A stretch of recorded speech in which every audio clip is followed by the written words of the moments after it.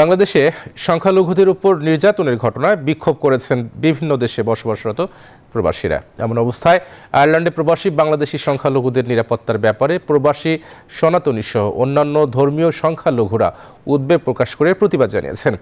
Ireland থেকে বিস্তারিত জানাচ্ছেন সমীর কুমার ধর।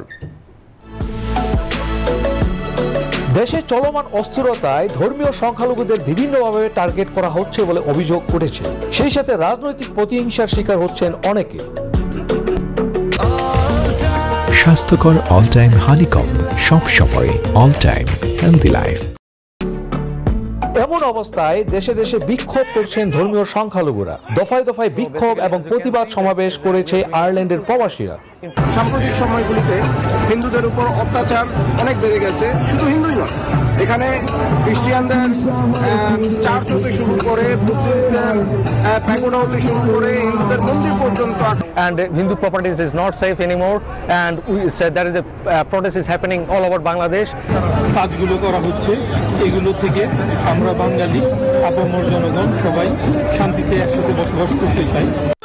আয়ারল্যান্ডের 3টি শহরে সনাতনী, বৌদ্ধ এবং খ্রিস্টানরা সম্মিলিত বিক্ষোভে অংশ নেন। In Bangladesh is called districts, is a Hindu temples. আয়ারল্যান্ডের ট্রিলি শহরে শান্তিপূর্ণ সমাবেশে অংশ নেন অসংখ্য নারী, পুরুষ সহ প্রবাসীরা। বিখ্যাত কর্ক শহরের প্রাণকেন্দ্র অনুষ্ঠিত হয় সনাতনী বৌদ্ধ ধর্মাবলম্বীদের সমাবেশ। কর্ক শহরে অংশ নেন স্থানীয় আইরিশরাও।